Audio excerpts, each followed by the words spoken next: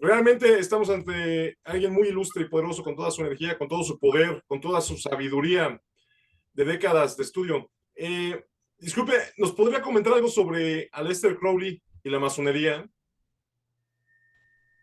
Bueno, Aleister Crowley fue un personaje muy famoso de cambio del siglo XIX al XX y que su nombre más famoso, su apodo más famoso, su seudónimo más famoso fue la Gran Bestia, así se decía llamar. Y la Gran Bestia, Aleister Crowley, era un hombre muy inquieto, muy polémico y una de sus aficiones era el alpinismo, lo que lo practicaba con regularidad. Entonces, un amigo suyo le hizo ver que en México había montañas por, por cubrir, ¿no? Para subir, para ascender y practicar el montañismo al cual Crowley, la Gran Bestia, era aficionado. Entonces la Gran Bestia vino aquí a México a fines de 1900 y principios de 1901, bajo el gobierno de Porfirio Díaz. Y vino a esto a practicar el montañismo, que era su afición. Yo he leído sus memorias. Yo no sé si están en español, yo pude conseguirlas en inglés. Y en alguna parte de sus memorias, a la mitad de la obra, él dice, Aleister Crowley escribió, que él vivió en una casa con vista a la Alameda en la Ciudad de México. Qué interesante. Yo alguna vez hice un pequeño video a propósito de eso. Un Sí, video que llamó muchísimo la atención entre quienes tienen la gentileza de seguirme en las redes sociales, porque fijar un domicilio a mí me llama mucho la atención, como que le damos sentido a la historia. Por eso yo también me he ocupado de una actividad de la que no sé si tengas datos, apreciado Juan Manuel, que es un recorrido masónico en la Ciudad de México, recorriendo todos los espacios sí, que hay claro. de la masonería mexicana y que prácticamente nadie recuerda y que están ubicados allí en calles, por ejemplo, la calle de Bolívar, por la logia aquella supuesta de Miguel Hidalgo, los domicilios del rito escocés antiguo y aceptado, la calle del Coliseo Nuevo y Coliseo Viejo, la calle de Guatemala, que se llamó Santa Teresa la Antigua, donde estuvo realmente la logia de arquitectura moral, que nada tiene que ver con Miguel Hidalgo, y sedes de logias y grandes logias en la Ciudad de México. Ese recorrido es muy interesante. Si se interesan algunas personas, masones o no masones, por ese recorrido, con gusto contactamos. Y entonces visitar esos lugares es como tocar la historia, así digo yo, tocar la historia. Y en ese sentido regreso a Crowley, me llamó mucho la atención que él narra cómo, estando en la Ciudad de México, recorrió varias partes del país. Y luego salió hacia el norte ya en su salida de México. Estuvo menos de un año aquí. Pero me llamó mucho la atención que tuviese una casa, dice, yo viví en una casa con vista a la Alameda. Y me llamó mucho la atención, no he encontrado el lugar de la casa, lamentablemente, pero es significativo que haya sido con vista a la Alameda. Tú conoces la Ciudad de México, ¿qué lugares fuesen probables que fuese su casa? A lo mejor abajo del hemiciclo, el lado sur de la Alameda, ¿no? Que es la prolongación de Madero hacia el oriente, hacia el poniente, hacia el oeste. Quizá el lado sur de la Alameda es el más probable. Esa calle se llamó antes Corpus Christi, en la época del Imantur, en la época del Porfiriato. Es muy probable que haya sido, y él no dio, a Lester Crowley no dio la calle, no nos dio la calle, mucho menos el número, ojalá lo hubiese hecho, nada más dijo una casa con vista a la Alameda central de la Ciudad de México. Domicilios probables, pues la calle Juárez, ¿no? Al sur de la Alameda. Me parece más difícil el lado norte de la Alameda, aunque también queda probable el lado este, que es el eje central, pero pues no lo sabemos, a lo mejor nunca sepamos cuál fue el lugar donde vivió Aleister Crowley en la Ciudad de México, la Gran Bestia. Y el punto de la Gran Bestia con la masonería es que aquí en México recibió el grado 33. de la masonería de manos de un masón que ha quedado registrado en la historia de la masonería mexicana y que lo han estudiado algunos universitarios como un personaje realmente no principal, sino secundario, que le dio el grado 33 a la gran bestia Aleister Crowley. Entonces, en resumen, Aleister Crowley, en una fecha imprecisa, entre 1900 y 1901, pero más probablemente avanzado el año 1901, recibió el grado 33. ¿Y por qué me inclino? Porque haya sido avanzado el año 1901, porque narra en su biografía, en su autobiografía narra que recibió el grado 33 y muy pronto salió de México. Quiere decir que ya había sido avanzado el año 1901, porque él salió del país en ese año. Entonces, me inclino a pensar que haya sido el primer semestre de 1901 y no 1900, que también estuvo aquí. Así que esa es la historia de Aleister Crowley, la gran bestia, con la masonería mexicana. El grado no lo han defendido masones mexicanos, lo consideran como un grado espurio algunos, diciendo que es un grado no válido, en fin, pero quizá esta descalificación es porque la gran bestia Aleister Crowley fue un personaje muy polémico, muy polémico, ¿no? De los personajes más polémicos en la historia del siglo XX y fines del siglo XIX, ¿no? De manera que quizá esa sea la razón por la que se inclinen algunos a desconocer ese grado masónico. Sobre todo la agrupación que le dio el grado, pero ese es el resumen esencial. Aleister Crowley, la gran bestia, recibió el grado 33 en la Ciudad de México y vivió en una casa con vista a la Alameda Central. Ese es el dato duro y es un dato poco conocido. Quedó escondido ahí en su autobiografía. También estuvo en Veracruz, le dedicó un poema al puerto de Veracruz. Él escribía relatos y escribía poesía. Y tenemos la suerte de tener por allí, hablo de todos los interesados que queramos, en internet, de manera libre, algunos trabajos de Aleister Crowley, la gran bestia, relatos y poemas. Y creo que es un personaje que debe ser digno de un estudio un poquito más profundo. Los ha habido, sobre todo europeos. Y por ahí hay una versión en español, pero la mayoría son versiones en inglés de estudios sobre este personaje tan controvertido, que vivió en México una temporada y aquí recibió el grado 33. Esa es su relación con la masonería mexicana.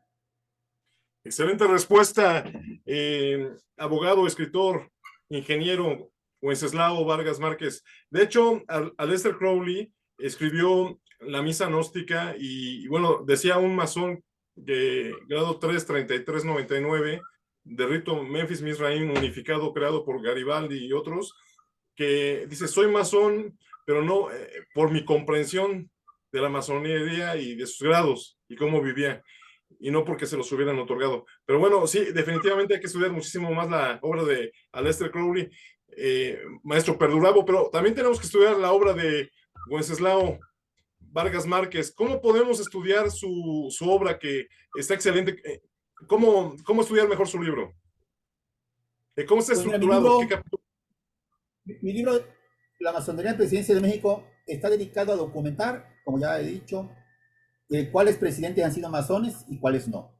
De quienes sí hay evidencia de que han sido masones en dos niveles. Ya expliqué que de manera documental, papelito habla, como dicen, ¿no? Tenemos el acta de iniciación, tenemos la solicitud.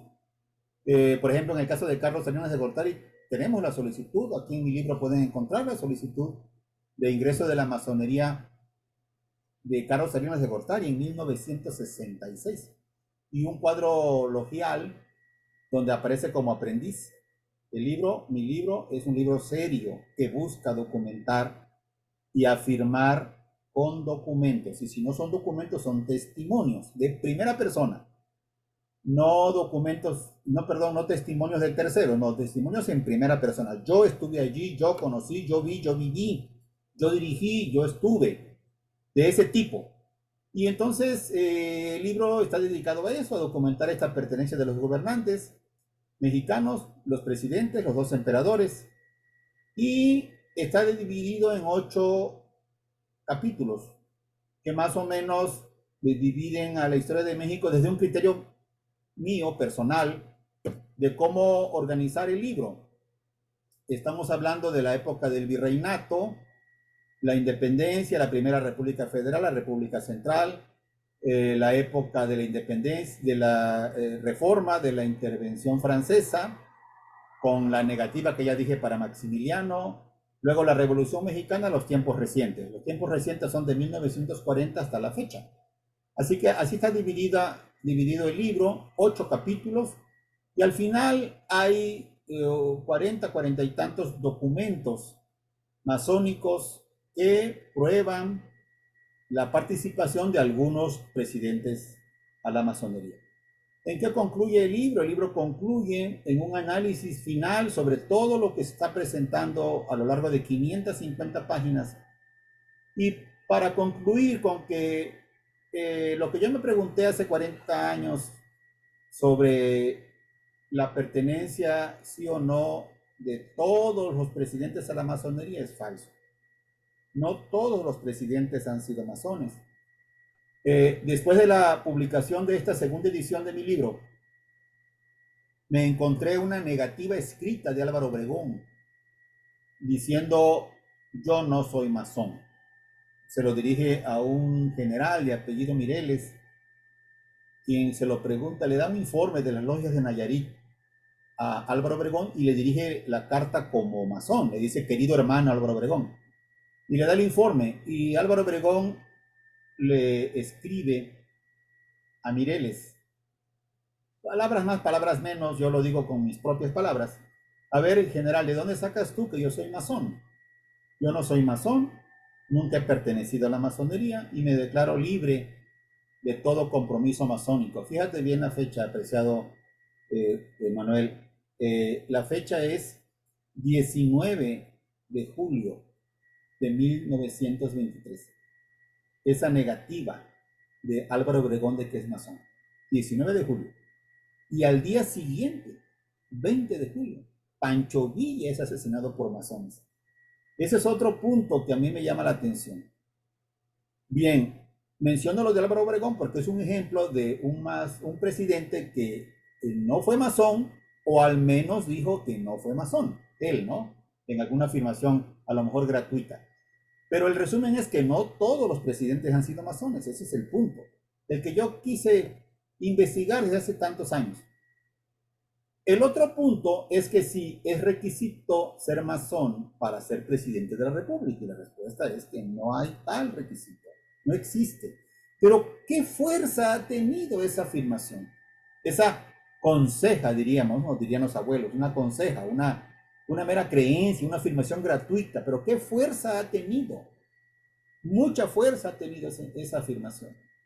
Incluso hay algunos que dicen que han dicho que la banda presidencial es una réplica de una banda masónica que viene a equivaler algo así como al grado 34, ¿no?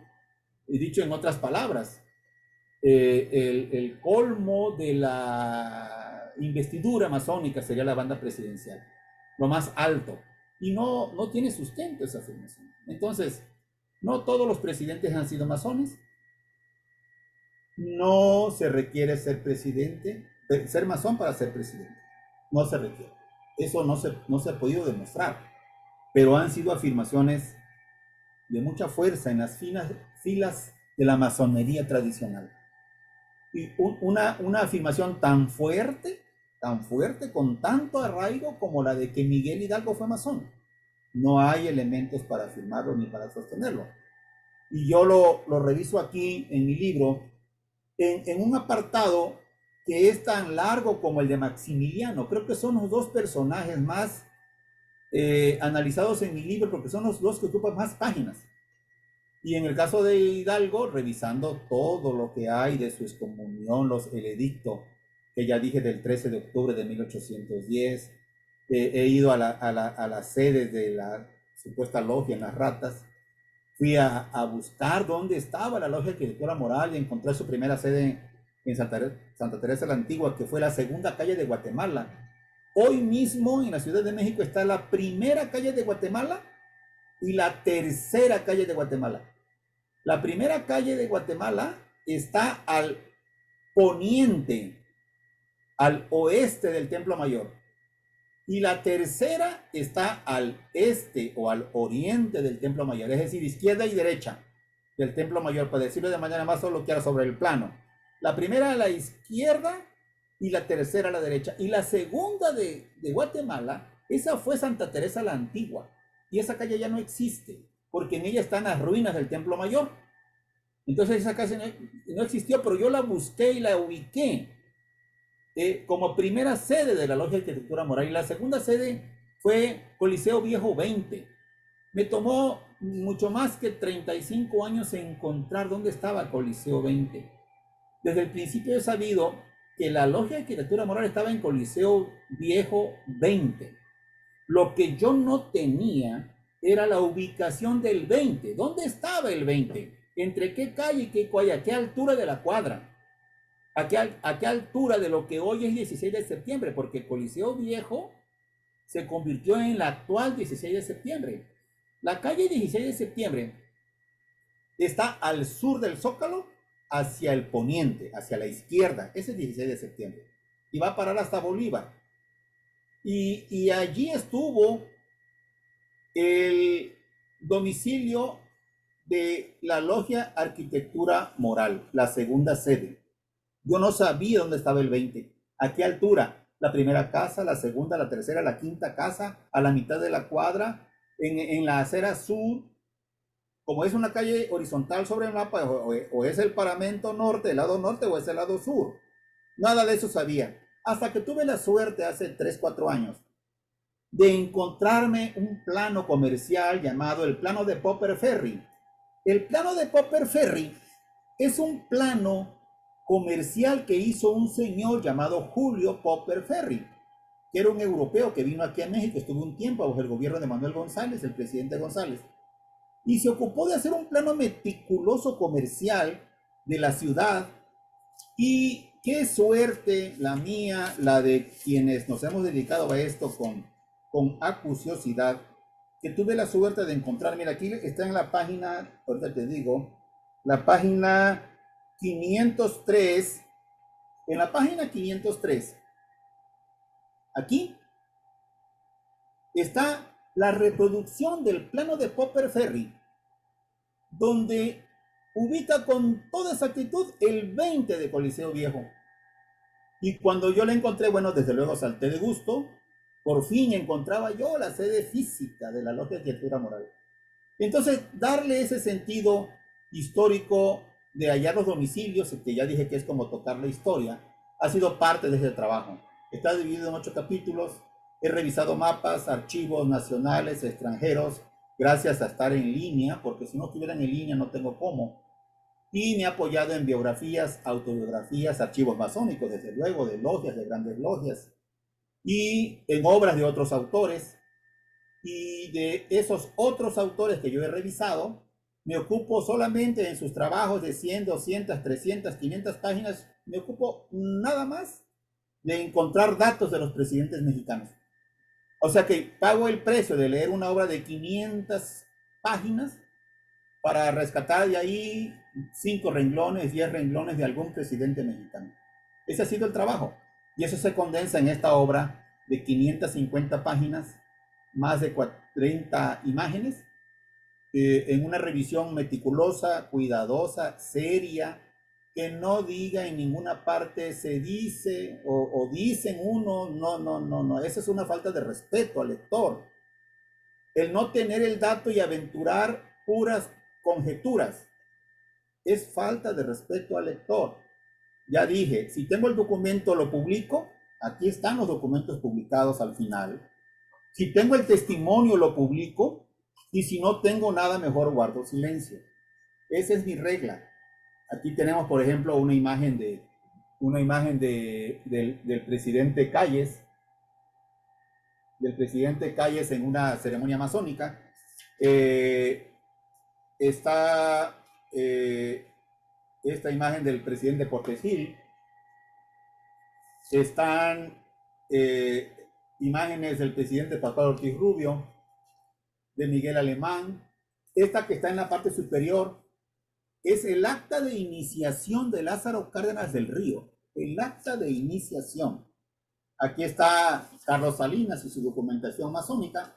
De manera que el trabajo es un libro al final que pretende ser serio, que en ninguna parte va a decir me contaron o dicen, sino que tenemos el dato duro y preciso de la militancia, sí o no, de los presidentes mexicanos. Está a la orden en Mercado Libre, en papel, y en Amazon en la versión electrónica. Ok, excelente, Wenceslao Vargas Márquez.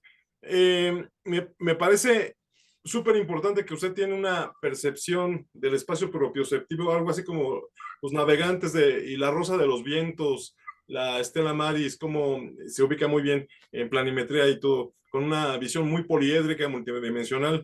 Y vamos con una parte final, como usted dice, con un sí o no. A menos que usted quiera agregar algo más, si fueron masones o no, si pudiera responder si, ingeniero o abogado, si Lázaro Cárdenas y Felipe Calderón fueron masones. Lázaro Cárdenas sí fue masón, fue iniciado en la masonería y tengo una copia de su acta de iniciación, aquí está en el libro, lo acabo de mostrar precisamente, y esta incursión de Lázaro Cárdenas a la masonería fue a partir de una derrota militar que tuvo. Lo capturaron algunos militares, los datos precisos están en el libro. Estos militares creyeron que Lázaro Cárdenas, derrotado y capturado en diciembre de 1923, creyeron que era masón y le perdonaron la vida. Y entonces lo liberaron, le ofrecieron hospital, sanarlo, etcétera, y en un cierto momento le preguntaron si era masón. Dice, no, yo no soy masón.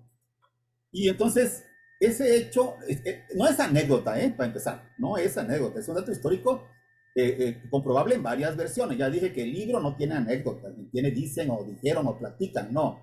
Son versiones tomadas de fuentes de Lázaro Cárdenas y de su hijo, el ingeniero Cuauhtémoc Cárdenas. El ingeniero Cuauhtémoc Cárdenas publicó un libro acerca de su papá y él recupera la versión de la masonería de su papá. Por eso decía yo que yo me leo todo el libro de Cuauhtémoc Cárdenas a propósito de su padre, y de 300 páginas yo rescato una cuartillita, un parrafito, que es el asunto masónico. Y él reconoce, Cuauhtémoc Cárdenas reconoce la iniciación masónica de su papá. Y luego él fue líder masónico, y en resumen sí fue un masón importante Lázaro Cárdenas del Río. De Felipe Calderón ningún dato, yo me inclino por el no, en virtud pues de su postura, digamos, de derechas, que no se concilia con una actitud masónica liberal, ¿no? Así que Lázaro Cárdenas sí, Felipe Calderón no. Muy bien. Y hablando de líderes, ¿fue soberano gran inspector o comendador de la Logia del Valle de México el presidente Lázaro Cárdenas? No. Ah, qué bueno que lo dice. No. El presidente Lázaro Cárdenas fue líder de la Gran Logia Independiente Mexicana. Ok. Fue líder de la Gran Logia Independiente Mexicana que se fusionó con la Gran Logia Valle de México. Y en el tratado de fusión de ambas grandes logias acordaron que los grandes maestros de cada una de las dos grandes logias se iban a reconocer como grandes maestros de la nueva Gran Logia fusionada, que es la Valle de México. Así es como aparece Lázaro Cárdenas como gran maestro de la Gran Logia Valle de México, pero no lo fue. Aparece en el catálogo en virtud de la fusión, ¿no? Este grupo se fusiona con el otro y hacen una sola columna de grandes maestros. Y ese dato es el correcto, está comprobado en distintas versiones, lo recupera por ejemplo Luis Salce y Rodríguez en su obra en 2 tomos sobre la masonería mexicana, y recupera fechas, datos, y dice datos y señales de cómo fue el procedimiento para fusionar las dos grandes logias, y cómo Lázaro Cárdenas de la Gran Logia Independiente Mexicana apareció como gran maestro de Valle de México, pero no lo fue directamente de Valle de México. Muy bien, ingeniero y abogado. Wenceslao Vargas Márquez, y en el caso de los presidentes mexiquenses, Enrique Peña Nieto y Adolfo López Mateos, fueron masones, y si López Mateos, es cierto que era guatemalteco. No hay datos de López Mateos ni de Enrique Peña Nieto. Yo estuve en Toluca en agosto del año pasado, el mismo día que le di al presidente de la República, a nuestro presidente López Obrador, mi libro, mi ejemplar. Al otro día yo di una plática en Toluca sobre el tema y no me pudieron dar datos ciertos de Peña Nieto y no me queda claro lo de López Mateos, si fue masón o no. Hay una versión de un grado 18, pero no lo he podido comprobar. Y la versión de Guatemala también la he conocido, pero no he profundizado sobre el tema de que si fue guatemalteco extranjero, pues, o no, aunque la versión la he escuchado, ¿no? Muy bien. Ya vamos a ir concluyendo para que, bueno, la verdad es que es ilustre, poderoso y con mucha energía, y aguantó como un maratón, porque realmente, con toda su generosidad, le agradezco mucho. No le pagué. Además, debo decir que le comento, no voy a monetizar el video, y me dijo, adelante, te doy autorización para que lo monetices. Entonces, este maestro, este abogado es fuera de serie. Vamos a ir cerrando. No sé si usted podría decirnos de Gustavo Díaz Ordaz y Manuel Ávila Camacho, los poblanos, ¿fueron masones? Yo propondría que revisáramos en el libro, en el capítulo 8, los casos de los dos presidentes que me mencionas.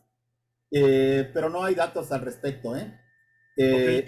En el caso de Ávila Camacho, lo intentó asesinar un masón a Ávila Camacho en Palacio Nacional. Wow. Y la narración de este atentado está también aquí en el libro. Un militar de apellido de la Lama que se le acercó al presidente adentro del Palacio Nacional y le disparó. Y no lo tocó, no pudo tocarlo. Así que te puedo dar ese dato nada más por ahora. Y yo propongo que le den un vistazo los interesados al libro para ver qué conexión hay de Ávila Camacho y Díaz Ordaz con la masonería. Ok, precisamente vamos a concluir, vamos a cerrar. ¿Quiere usted saber específicamente qué presidentes, gobernantes han sido masones? Y de forma seria, con fundamento bibliográfico, con una investigación de más de 4 décadas, con investigación de campo, compre el libro de la masonería en la presidencia de México, del escritor, abogado e ingeniero Wenceslao Vargas Márquez.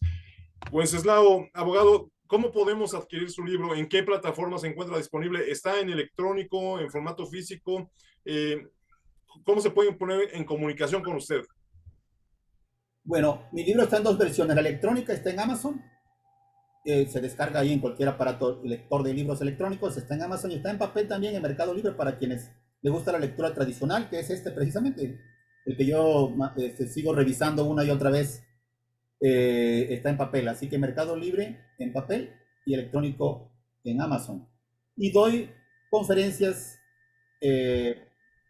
sobre estos temas, sobre algún presidente en particular, si alguna logia se llama Francisco y Madero, alguna logia se llama Benito Juárez, alguna logia se llama Valentín Gómez Farías, y les interesa el dato de ese presidente en concreto, con mucho gusto nos podemos poner de acuerdo para previa convención de cómo sería, les pueda dar esa plática, la plática sobre algún personaje, Miguel Hidalgo, Maximiliano, Victoriano Huerta. Con mucho gusto nos ponemos de acuerdo y lo hacemos. Y esas son las maneras en conseguir el libro y ponerse en contacto conmigo a partir de las redes sociales. Con mucho gusto lo hacemos y estamos a la orden. Muy bien, ingeniero. Entonces, si alguien quiere contratarlo para que su libro sea autografiado por usted, quizá en un meet and greet o alguna logia masónica, universidad o institución quiere una conferencia, vamos a poner sus redes sociales en la descripción de los videos. Y bueno, no sé si quiere agregar algo más. Bueno, el costo del libro más gastos de envío, ¿no podrá darnos información o que se comuniquen con usted? El costo del libro es de 400 y tantos pesos en Amazon. Digo 400 y tanto porque como está cotizado en dólares, va con el precio del dólar. Así que 400 y tantitos en electrónico. Y en la versión en papel, que es la que está en Mercado Libre, son 499 pesos. Y todos los casos de Mercado Libre, que es en papel, yo los firmo si me lo piden. Puedo autografiarlos. Si me quieren que yo les firme y les dedique el libro, con mucho gusto lo puedo hacer. Si me lo plantean. Y eso es únicamente en la versión en papel, obviamente. Y está disponible en Mercado Libre. Ahí en Mercado Libre se puede encontrar con mi nombre y con el título del libro, La Masonería en la Presidencia de México, y con gusto se los firmo y se los envío. El costo del envío está incluido, libro y envío, 499 pesos. Wow, excelente. Pues muchísimas gracias de infinito al escritor, abogado, ingeniero y polímata Wenceslao Vargas Márquez, autor de La Masonería en la Presidencia de México. Si ha sido de su agrado el video, dele like, compártalo con sus familiares, con sus amigos, por las redes sociales, difunda el conocimiento, por la verdad, la investigación. Construyamos un mundo mejor y pues que vivan su vida con bienestar. Maestro, muchísimas gracias. Hasta la próxima. Gracias a ti por la oportunidad de platicar de ese tema, por poder presentar el libro. Yo soy el agradecido realmente y le doy mi agradecimiento también a tus seguidores y a quienes se interesen por leer el libro. No les va a defraudar porque es un libro serio, formal, que recupera la información que ya platicamos, ¿no? ¿Cuáles presidentes han sido masones y cuáles no? Muchas gracias de nuevo, muy amable y gran abrazo para ti. Un gran abrazo fraternal. En pie a la orden, maestro. Nos vemos. Gracias. Hasta pronto. Hasta pronto.